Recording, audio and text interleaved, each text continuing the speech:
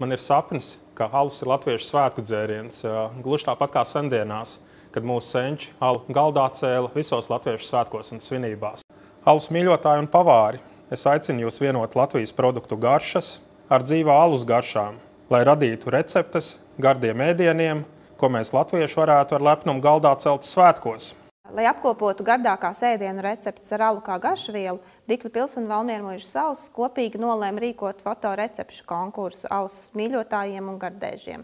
Saldējums no Valmiermuižas tumšā alus, vista alus tvaikos, tūgais cauraudzes 72 stundas gatavots ar Valmiermuižas gaišo alu un jērgaļa alus mērcē. Tās ir tikai dažas lietas, ko mēs Dikļu pilī esam gatavojuši saistībā ar alu.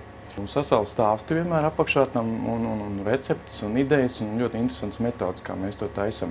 Un tāpēc es arī jūs, visus gardēžus, alus cienītājus, kulinārijas mīļotājus, aicinu pamēģināt kādas idejas, receptes, paeksperimentēt ar ēdienu, kura galvenā sastāvdaļa varētu būt alus. Alus kā garšviela.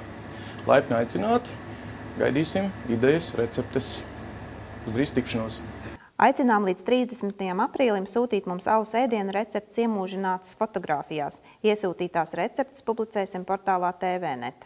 Gardākās receptes autoru atalgosim ar alus gardēžu svētkiem Dikļu pilī. Savukārt par recepti, ko TVNet lasītāji būs atzinuši par interesantāko, autoram dāvanā muca Valmiermuižas alus svētku radīšanai.